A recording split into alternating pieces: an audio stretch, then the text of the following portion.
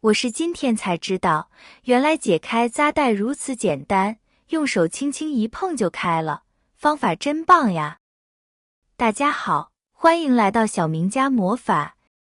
像这样的扎带，咱们家家户户都有，很多人都会在家里面备上一点，因为它的用处非常的多，家里面很多地方都会用到。我们发现扎带一旦被扎紧，就基本上打不开了。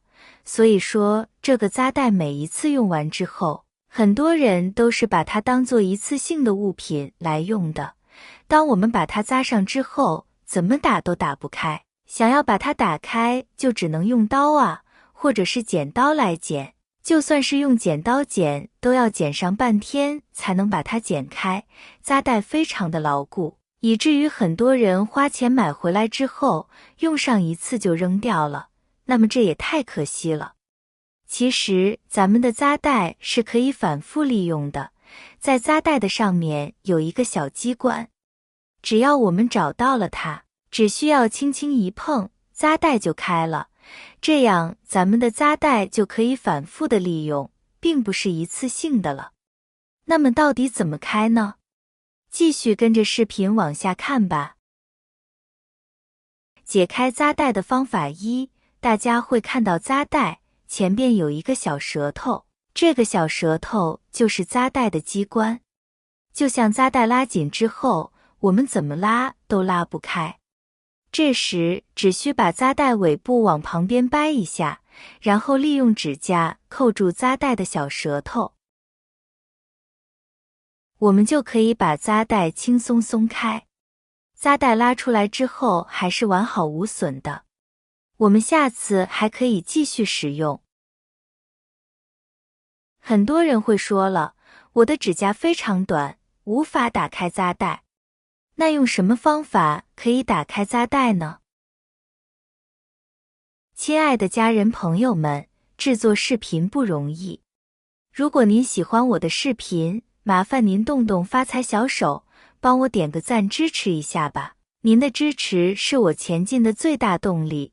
感谢大家的支持。方法二，那么对于没有指甲的朋友来说怎么办呢？或者是指甲刚修剪过之后也是打不开的，需要借助家里面的工具，因为没有支架就不能徒手打开，因此只能借助工具了。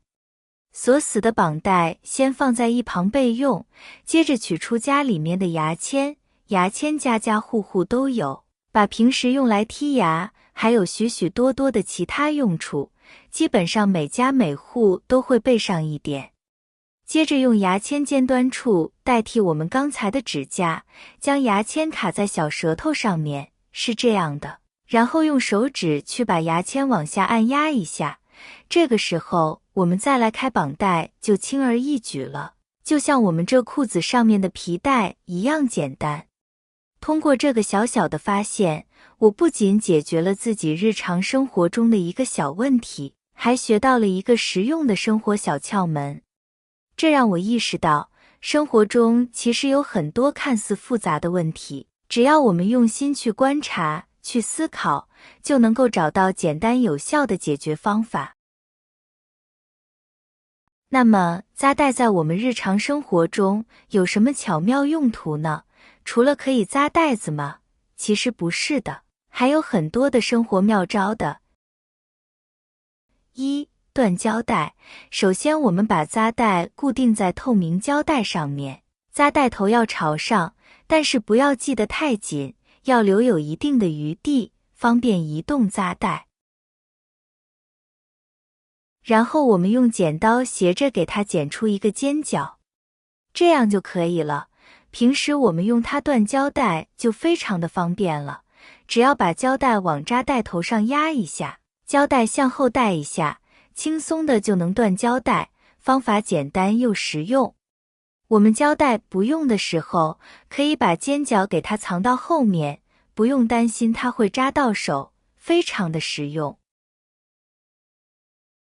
二、节省开支。卫生间里的洗手液或者沐浴露都是挤压式的，所以很难控制用量，导致浪费。遇到这样的问题，教你一招省钱小妙招。先准备一根尼龙扎带，再将尼龙扎带捆绑在挤压器的管道上面就可以了。最后剪掉多余的尼龙扎带。这样，我们再去挤压这些清洁用品的时候，挤出来的量就会比之前的少，从而更好地控制用量，避免浪费，省钱又实用。3. 晾晒枕头。我们准备2个大小相同的衣架，然后拿根扎带，将2个衣架这样捆绑在一起。用剪刀剪掉多余的扎带。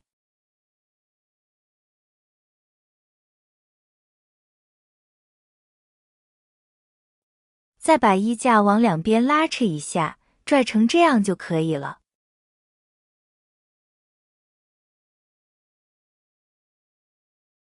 住楼房的朋友，家里的枕头晾晒起来非常的不方便，我们就可以用改造好的衣架来晾晒枕头，把枕头夹在2个衣架的中间。这样来晾晒枕头既方便，还不用担心它会掉落。4. 制作马桶盖把手。上厕所时，你都直接用手去翻马桶盖吗？马桶盖上面比较脏，不想直接用手去触碰该怎么办呢？遇到这种问题，只需一根尼龙扎带就能轻松解决。先准备一根尼龙扎带，再将尼龙扎带捆绑在马桶盖上面就可以了。这样，尼龙扎带会有一节留在外面，充当把手使用了。学会这招，上厕所翻马桶盖时，只需用手将尼龙扎带提起来就可以了，干净卫生又方便，解决了很多家庭困扰的烦恼。5. 收纳电线。家里的各种充电器以及其他电器类的电线特别多。以前我会专门买收纳电线的收纳绳，但是一个就需要10几块钱，实在是太贵了。现在有了几块钱一大把的塑料扎带，只需要找一块铁丝网，就可以将需要收纳的物品依次用扎带固定好。电线太长的话，也可以把电线折弯，然后用扎带固定好。用这种方式收纳电线实在是太方便了，还可以让家里看起来更加的整齐。5. 行李箱防盗。平时我们出远门的时候，不管是坐车还是坐飞机，行李箱总是少不了的。我们在安置行李箱或者托运行李箱的时候，最怕行李箱突然的散开，或者里面的东西被偷了。这个时候可以用到我们的扎带，把我们的拉链拉起来，直接从2个拉链口的地方把我们的行李箱给它锁起来，这样我们的行李箱就不容易被打开了。特别是我们托运行李的时候，再也不用担心我们行李箱之间的碰撞会撞开我们的行李箱了。这几个扎带的使用小技巧是不是非常实用？家里有的话赶紧试一试，希望小妙招能帮助到大家解决烦恼，希望大家可以把它转发分享出去。我们明天视频再见。